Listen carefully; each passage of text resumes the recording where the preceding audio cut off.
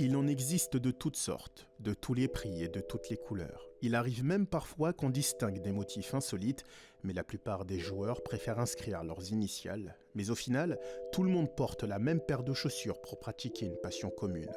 Dans ce 4e numéro de Culture Foot, vous et moi allons traverser le temps pour connaître l'origine des crampons, mais surtout les différentes évolutions de ces emblématiques chaussures qui suscitent encore aujourd'hui un fort intérêt, notamment chez les jeunes.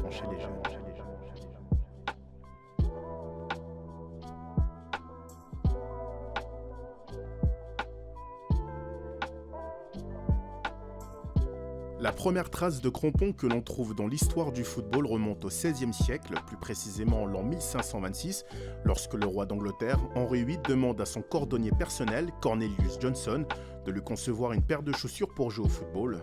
À l'époque, le terme crampon n'existait pas, on parlait plus de bottes de football qui étaient faites à base de cuir brut. Ces fameuses bottes de football n'étaient pas faites pour courir ni même taper sur un ballon, elles étaient plus un moyen de protection pour les joueurs, parce que le football à l'époque était très violent à tel point que plusieurs monarques, dont Henri VIII, ont interdit jusqu'à même bannir la pratique du football. Mais bon, cela n'a pas empêché les gens, notamment la classe populaire, de continuer à jouer au football et de rendre ce sport populaire à travers le monde jusqu'à la création de la Football Association en 1863. Petit aparté pour vous expliquer en quelques mots ce qu'est la Football Association. Basée à Londres, cette association organise entre autres des compétitions nationales, mais pas seulement, puisqu'elle joue un rôle très important dans la mise en place des règles qui régissent le football. C'est notamment elle qui a créé la plus ancienne des compétitions de football, à savoir la FA Cup. Fin de cette petite aparté, revenons à présent sur l'origine des crampons, et on va désormais aborder l'évolution de ces chaussures emblématiques.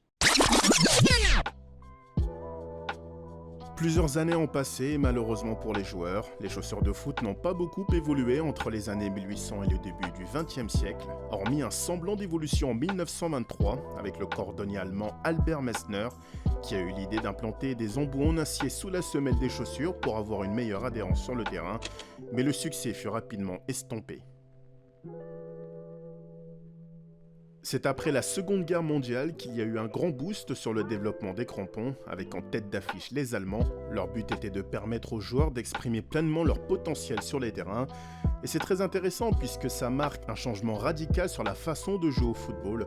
Les grands noms de l'équipement sportif, comme Adidas ou Puma, sont dans une optique d'optimiser les performances des joueurs tout en les protégeant. Ce sont d'ailleurs les frères Adolf et Rudolf Dassler qui seront les premiers à fabriquer de réels crampons sous les chaussures en Europe dans les années 60-70, avec un grand succès au cours du mondial 1970. Mais c'est dans les années 90-2000 que la marque aux 3 bandes a changé la face du jeu avec les très célèbres Adidas Predator, une véritable révolution avec des chaussures qui améliorent la friction entre le pied et le ballon, des crampons plus courts, fabriqués avec peu de cuir, une composition plus plastique, plus caoutchouteuse, des chaussures plus légères pour faciliter entre autres la mobilité des joueurs techniques, et puis Nike a rejoint la course à l'équipement sportif en commercialisant ses propres chaussures.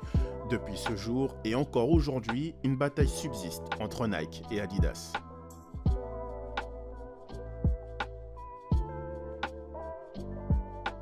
Il existe plusieurs types de crampons en fonction de l'état du terrain. Il y a par exemple les crampons moulés qui sont les plus commercialisés et utilisés par les joueurs. Sur la semelle, on peut compter entre 8 et 14 crampons coniques ou en lamelles, cela dépend du modèle et de la marque. Il y a également les crampons vissés, où là, il y a 6 crampons à vis coniques. Cette paire est utilisée lorsque le terrain est très gras ou très glissant.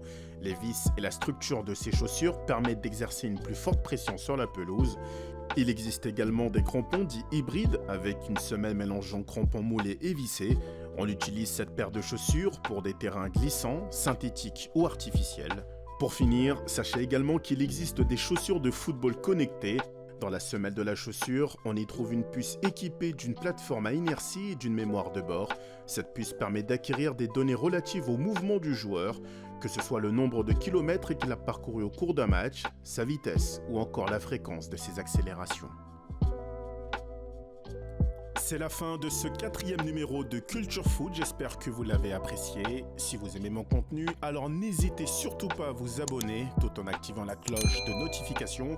Comme d'habitude, vous pouvez également me suivre sur les réseaux sociaux, Twitter et Instagram. Les liens sont en description. Sur ce, prenez soin de vous et à très vite sur Crazy Foot.